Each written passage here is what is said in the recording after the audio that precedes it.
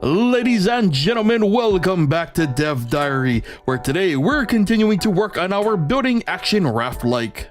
Now last time we ended the episode unsure of which direction the project should go, a survival adventure game or an action defense game. This would determine the future of the entire project, so it was a pretty important decision. And I've decided, why not just do both? So first, we were going to need to implement a day-night cycle. Never done this before, so it was time to experiment.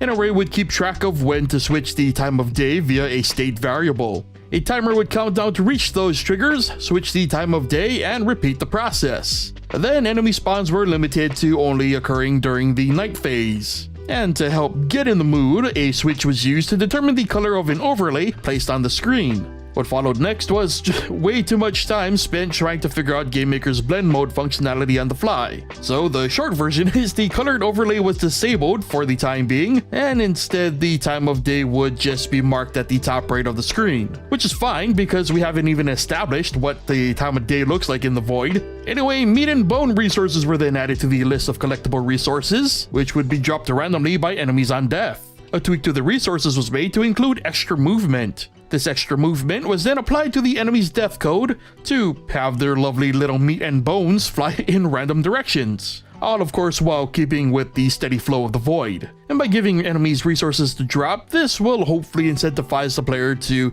be vigilant during the defense phase. And admittedly, this new pop effect with resources flying everywhere wasn't only meant for the enemies. New larger chunks of resources were also on the agenda, represented by these lovingly scribbled doodles. The original plan was to spawn the resource and give it the chance to be replaced with a chunk version, which would have had its own properties. However, this didn't end up panning out, and the decision to create a normal resource or a chunk was done during the spawn phase. The chunk was also made its own object for the sake of progress. Its behavior is basically the same as the regular resources, however instead of collecting them, the player must shoot them to crack the chunks apart. This destroys the chunk after a few hits and bursting forth a pile of resources in its place.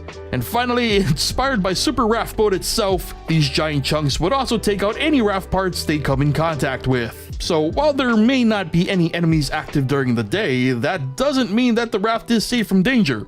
And finally, before I called it a day, I decided to check out GameMaker's filter feature, specifically the wavy water filter, which didn't look half bad, though after a while it did start to make me nauseous. I haven't looked into just how capable or reliable these filters/shaders really are, but they may just be the answer to some of the effects we'll be needing moving forward. It's definitely something we'll have to investigate in the future, along with advancing the rest of the game's features.